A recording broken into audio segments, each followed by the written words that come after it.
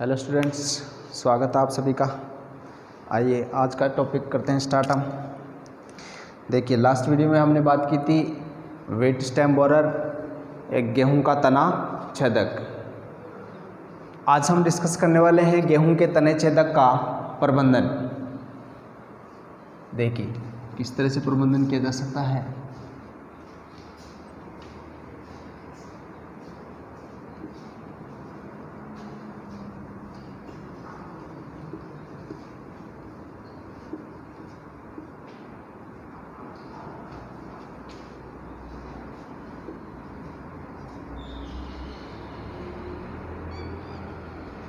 Management of wheat stem borer.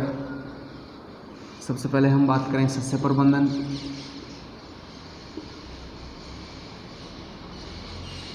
Agricultural management,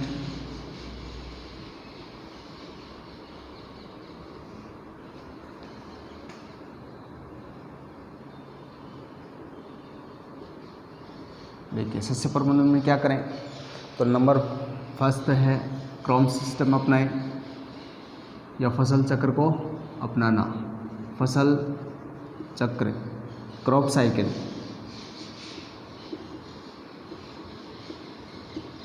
फसल चक्र को अपनाकर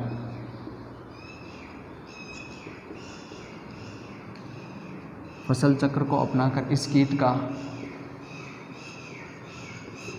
प्रभावी नियंत्रण किया जा सकता है। प्रभावी नियंत्रण किया जा सकता है। ओके, देखिए इस कीट के नियंत्रण है तो क्या करें, क्रॉप साइकिल को फॉलो करें। किस तरह से फॉलो करें तो क्रॉप साइकिल का मतलब यह है, फसल चक्र का मतलब यह रहा कि खेतों में अलग अलग ऋतुओं में अलग अलग प्रकार की फसल को बोकर लगाए, या हम ये कहें कि एक खेत में एक ही फसल को बार बार रिपीट नहीं करें। एक खेत में एक फसल को बार बार नहीं लगाएं, बल्कि खेतों में ऋतुओं के अनुसार अलग अलग फसलों को अलग अलग तरीके से या अलग अलग समय पर अपनाना चाहिए। ओके, नेक्स्ट हम बात करें नंबर 2, और क्या कर सकते हैं सस्य प्रबंधन में।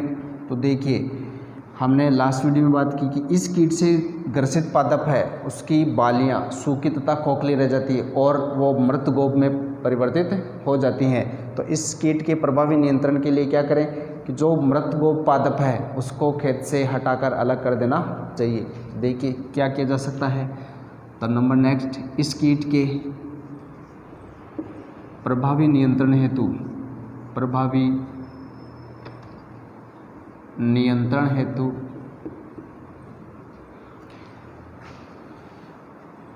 इस कीट के प्रभावी नियंत्रण हेतु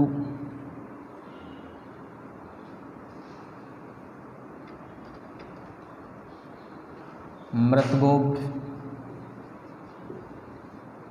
में परिवर्तित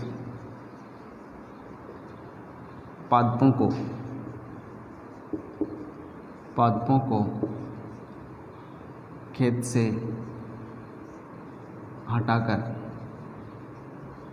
नष्ट कर देना चाहिए।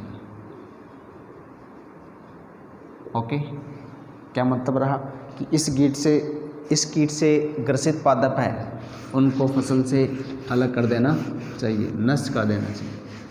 नंबर नेक्स्ट हम बात करें जैविक प्रबंधन, बायोलॉजिकल मैनेजमेंट।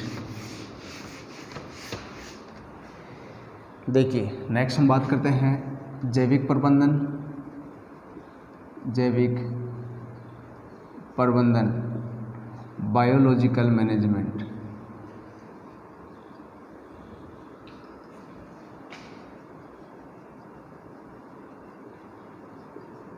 किस तरह से किया जा सकता है बायोलॉजिकल मैनेजमेंट। तो देखिए इस कीट की सुंडी हानिकारक अवस्था है। लास्ट वीडियो में हमने बात की कि सुंडी हानि पहुंचाती, क्षति पहुंचाती है। तो इस सुंडी के नियंत्रण हेतु क्या करें कि विशेष प्रकार की जो जैविक स्पीसीज हैं जैसे ब्रेकॉन केलोनिस,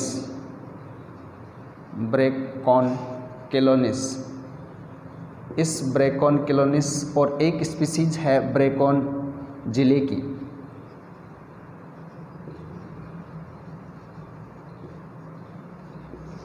इन स्पीसीज का क्या किया जाना चाहिए, संरक्षण और नियमित रूप से उपयोग किया जाना चाहिए। वापस से देखिए, हम बात कर रहे हैं गेहूं का तनाछेदक जैविक प्रबंधन, और जैविक प्रबंधन में हम क्या करें कि इस कीट की जो हानिकारक अवस्था है, सुंडी अवस्था है, इस सुंडी को ब्रेकोन किलोनिस या ब्रेकोन जिलेकी के संरक्षण के द्वारा या इनका नियमित उपयोग कर इस कीट की सुंडी का नियंत्रण किया जा सकता है। तो देखिए,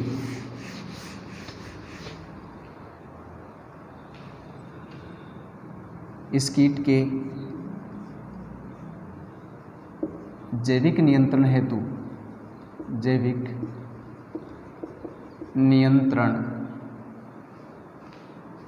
हेतु ब्रेकोन किलोनिस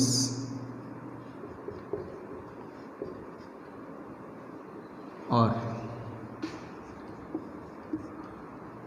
ब्रेकोन जिलेकी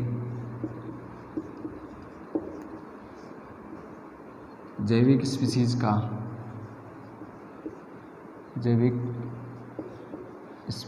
का संरक्षण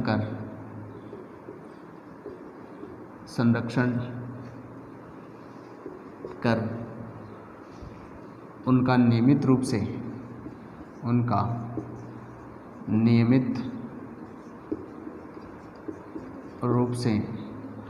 उपयोग किया जाना चाहिए।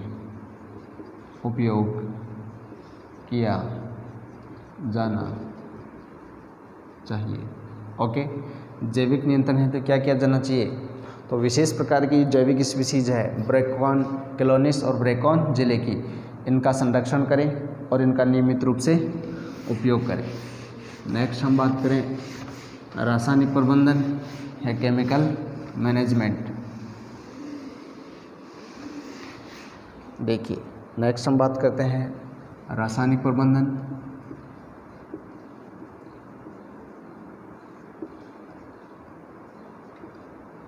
केमिकल मैनेजमेंट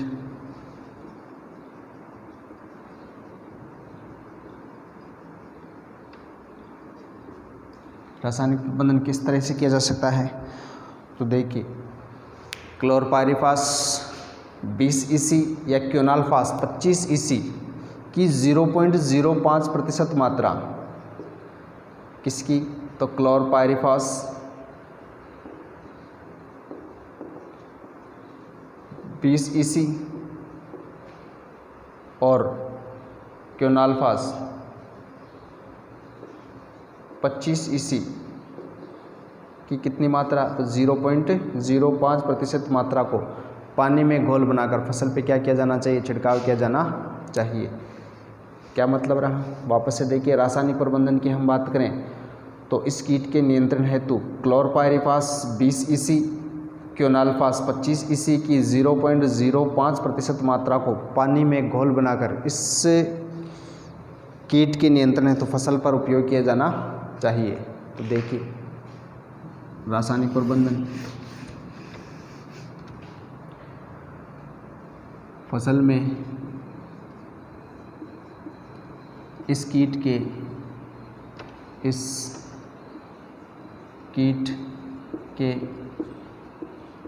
नियंत्रण हेतु क्लोरपाइरिफास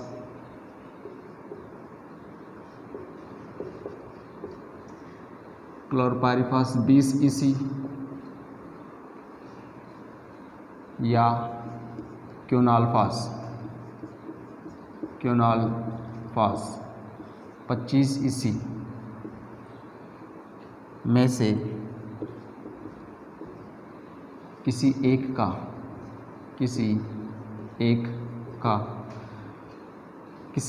की 0.05% मात्रा को पानी में घोल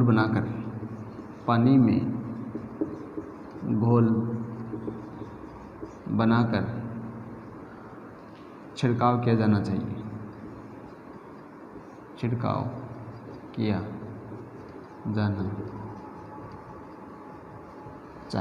ओके, रासायनिक प्रबंधन में क्या किया जा सकता है कि फसल पर क्लोरोपायरीफास 20 ईसी या क्यूनल्फास 25 ईसी में किसी एक दवा का 0.05% मात्रा का पानी में घोल बनाकर फसल पर छिड़काव कर इस कीट का प्रभावी नियंत्रण किया जा सकता है। ओके, तो ये था गेहूं का तनाछेदक का प्रबंधन। मिलते हैं एक नए कीट के साथ में अगले वीडियो में। तब तक के लिए take care, good bye. Videos को देखते रहिए, इन्हें लाइक कीजिए, शेयर कीजिए। Thanks a lot.